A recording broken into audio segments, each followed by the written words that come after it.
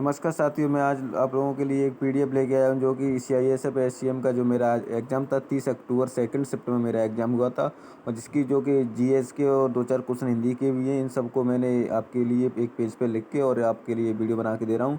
तो चलिए बिना टाइम गवाए शुरुआत करते हैं। पहला क्वेश्चन है, भारत जापान के बीच कौन सा युद्ध अभ्यास नहीं हुआ था? तो इसमें बहुत सारे मतलब 4 ऑप्शन दिए थे, धर्मगोर्जियन, वीरगोर्जियन और इसमें साइक्लोन भी दिया था, साइक्लोन फर्स्ट। तो साइक्लोन फर्स्ट मालूम है कि भारत और मिस्र के बीच में होता है, तो इसका आंसर सही साइक्लोन हो जाएगा भारत जापान वाले का। और वंदे मातरम किस अधिवेशन में गाया गया था, उसका अध्यक्ष कौन थे पूछा, तो इसका सही आंसर हो जाएगा रहमतुल्लाह सयानी। इसके बाद में क्वेश्चन पूछा था 14 सितंबर को हिंदी दिवस के बारे में क्वेश्चन आया था, तो 14 सितंबर हिंदी दिवस पूछा था। उसके बाद क्वेश्चन पूछा था जो चुनाव आयोग यानी मतदान दिवस, जो मतदान आयोग की स्थापना कब हुई थी, तो 25 सितंबर 1950 को स्थापना हुई थी। उसके बाद में क्वेश्चन था मातृभाषा आर्टिकल, मातृभाषा के लिए कौन सा आर्टिकल जो बच्चों को स्कूलों में दिया जाती है, उसका सही आंसर था 350 ए। उसके बाद व्यास पुरस्कार कौन सी पुस्तक के लिए दिया गया, तो पागलखाना के लिए व्यास पुरस्कार 2022 वाला दिया था।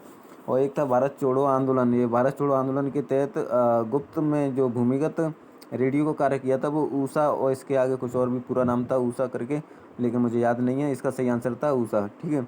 इसके बाद जनगणना के बारे में पूछा था, जो शहरी जनगणना है वो कितना परसेंट है 2011 के अनुसार, तो शहरी जनगणना 2011 के अनुसार 31% थी। ठीक है। और जनगणना मंत्रालय क्वेश्चन पूछा था किस मंत्रालय के अधीन कार्य करता है, तो इसका सही आंसर था गृह मंत्रालय। इसके बाद रामचंद्र खिलाड़ी थे, हाशिका रामचंद्र इनका पूरा नाम था, हाशिका रामचंद्र, जो कि काय से संबंधित थे, तैराकी से संबंधित थे। और एक आपका नाम दफा राष्ट्रीय उद्यान पूछा था, जो कि अरुणाचल प्रदेश का था। इसके बाद ज्वालामुखी झील पूछी थी, जो कि महाराष्ट्र की लोनार झील है, ज्वालामुखी झील। इसके ऐसे ऑप्शन दिए थे, जो ऑप्शन में आंसर था वही मैं आप लोगों को बताता जा रहा हूँ। एक था फोलिक अम्ल। तो फोलिक अम्ल में फोलिक अम्ल B9, उसको विटामिन B9 को कहा जाता है, लेकिन B9 उसके ऑप्शन में दिया नहीं था, इसलिए मैंने B7 लगा दिया था उसमें। और लेकिन हो सकता है इस क्वेश्चन का बोनस मिले हमें। उसके बाद एनएसएसओ की स्थापना पूछी थी, जो कि 1950 में हुई थी। इसके बाद इसरो ने जो रोबोट बनाया था व्योमित्रा रोबोट था जो इसरो का, वो मतलब ऐसे पूछा था इसरो ने कौन सा रोबोट बनाया, तो उसका नाम था व्योमित्रा। इसके बाद मथुरा मेला पूछा था, अरुणाचल प्रदेश का। इसके बाद संतोष टॉपिक कहाँ पर हुई थी, ये रियाद में हुई थी, ये पूछा था। इसके बाद हर घर एक बैंक खाता किस राज्य की योजना है, तो एक केरल की थी। इसके बाद एक पत्रिका के संपादक थे, वो पूछे थे, अब पत्रिका का नाम मुझे याद नहीं है। ठीक है।